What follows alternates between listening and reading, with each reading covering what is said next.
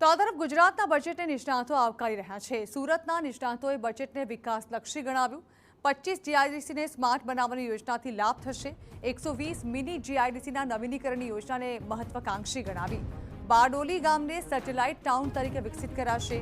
નવા સ્ટાર્ટઅપ્સને પ્રોત્સાહન આપવા 4 આઈ હબની સ્થાપનાની જાહેરાત કરવામાં આવી છે। તો ટેક્સટાઇલ માટે થયેલી ફાળવણી સુરત દક્ષિણ ગુજરાત માટે મહત્વની હોવાનું જણાવ્યું। ગુજરાત રાજ્ય સરકાર દ્વારા આજે જે રીતે બજેટ રજૂ કર્યું છે અને તેને લઈને કયા કયા સેક્ટરોને આજે ગુજરાત સરકારે સૌથી પ્રોત્સાહન આપ્યું છે, તો સુરતની અંદર જે નિષ્ણાતો છે, જે એક્સપોર્ટો છે, તેમની સાથે સીધી વાત કરીશું, કારણ કે બજેટ છે તે આજે રજૂ કરવામાં આવ્યું છે। સાહેબ, જે ગુજરાત સરકાર દ્વારા જે બજેટ રજૂ કર્યું છે, કયા મુદ્દાઓને ખાસ પ્રાધાન્ય આપ્યું છે? Vijay Mewala, immediate past president, southern Gujarat chamber of commerce and industries.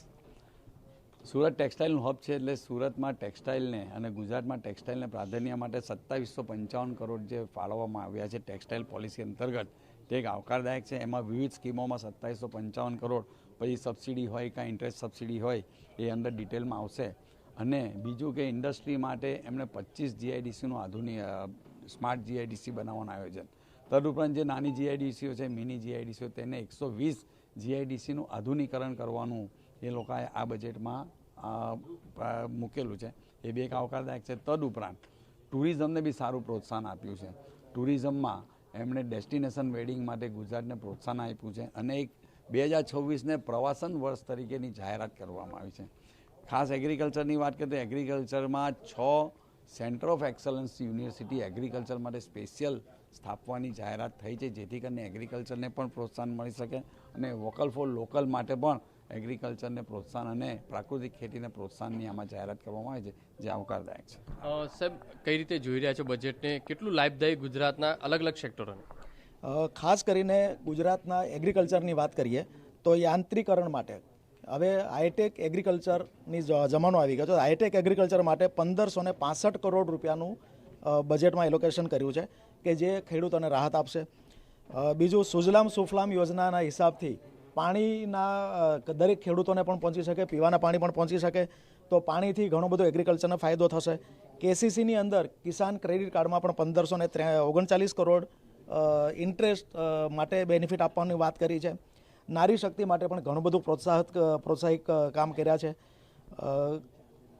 એ સિવાય જે પ્રમાણે ટેક્સટાઇલ માટે ડિક્લેર કર્યું, એ જ રીતે એમએસએમઈ માટે 1775 કરોડ રૂપિયા ડિક્લેર કર્યા છે। એ પણ ઘણું બધું બેનિફિટ આપશે। સાહેબ, જે રીતે સુરત એક ટેક્સટાઇલ હબ છે અને ગુજરાત સરકારે પણ ટેક્સટાઇલને ઉપર ભાર મૂક્યો છે, એક અલગ જે ફાળવણી કરી છે, તે કઈ રીતે જોઈ રહ્યા છો, કઈ રીતે સક્સેસ હશે?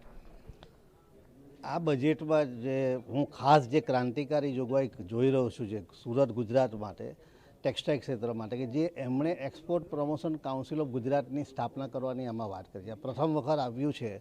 હું માનું છું કે આ જે દેશમાં આપણે અત્યારે એક્સપોર્ટ માટે બહુ જ ભાર મૂકી છે, કારણ કે આપણો દેશ ફક્ત વોકલ ફોર લોકલ નહીં, પરંતુ આપણે જ્યારે ગ્લોબલ જવા માંગતા હોઈએ તો આપણી ટેક્સટાઇલની એક પ્રોડક્ટ એક્સપોર્ટલક્ષી હોય, એટલે કોસ્ટ કોમ્પિટિટિવ હોય, અને એ પ્રમાણે જો આપણા ઉદ્યોગોને, ખાસ કરીને દક્ષિણ ગુજરાતમાં જે એમએસએમઈનું હબ છે, એને એક્સપોર્ટ કરવા માટે પ્રોત્સાહન મળે, એ માટે જો એક્સપોર્ટ પ્રમોશન કાઉન્સિલની જે આ જોગવાઈ આવી છે આ બજેટમાં,